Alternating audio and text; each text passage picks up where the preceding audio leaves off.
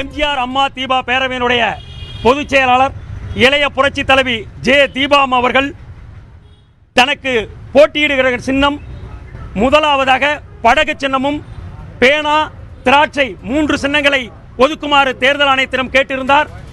தேர்தல் ஆணையம் இன்று சின்னங்களை ஒதுக்கின்ற பொழுது சற்று முன்பு இளைய புரட்சி தலைவி அம்மா அவர்களுக்கு படகு சின்னத்தை ஒதுக்கியுள்ளார்கள் என்ற மகிழ்ச்சியான செய்தியை தெரிவித்துக் கொள்கிறோம்.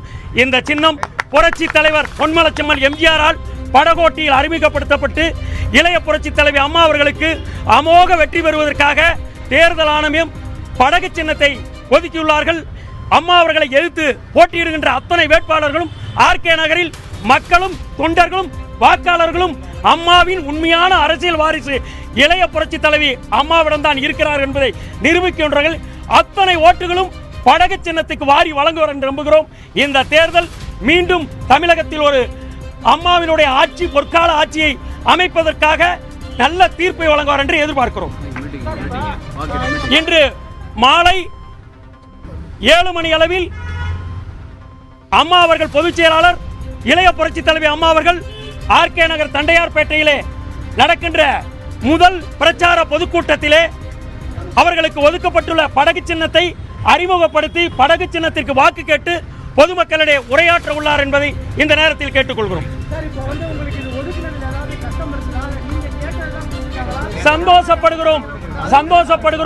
3 சின்னங்கள் கேட்டிருந்தால் முதலாவதாக படகு சின்னம். காரணம், புரட்சி தலைவர் எம்ஜிஆர் அவர்கள் படகோட்டியில் அறிமுகப்படுத்திய சின்னம், பயன்படுத்திய சின்னம், மீனவன் பயன்படுத்திய சின்னம். முதல் சின்னமே எங்களுக்கு ஒதுக்கப்பட்டுள்ளதால் இதே வெற்றியாக கருதுகிறோம். மாபெரும் வெற்றி பெறுவோம்.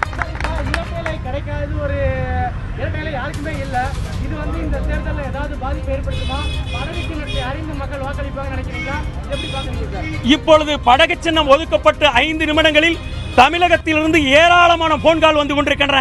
இளைய புரட்சி தலைவிக்கு படகு சின்னம் ஒதுக்கப்பட்டார் என்று.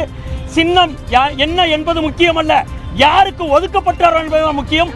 தற்போது இரட்டை இலை ஓ பன்னீர்செல்வம் அவர்களும் சசிகலா அவர்களும் கட்சியும் பறிகொடுத்து விட்டார்கள், சின்னத்தையும் பறிகொடுத்து விட்டார்கள். இந்த தேர்தலில் மகத்தான வெற்றியை பெற்று இளைய புரட்சி தலைவி அம்மா அவர்கள் தொண்டர்களும் மக்களும் என்னுடன் இருக்கிறார்கள் என்று தேர்தல் ஆணையத்தை அணுகி மீட்டெடுக்க போகிறார் புரட்சி தலைவர் கண்ட அம்மாவினுடைய இரட்டை இலை சின்னத்தை. செல்ல ராஜாமணி, வழக்கறிஞர், தலைமை செய்தி தொடர்பாளர், எம்ஜிஆர் அம்மா தீபா பேரவை.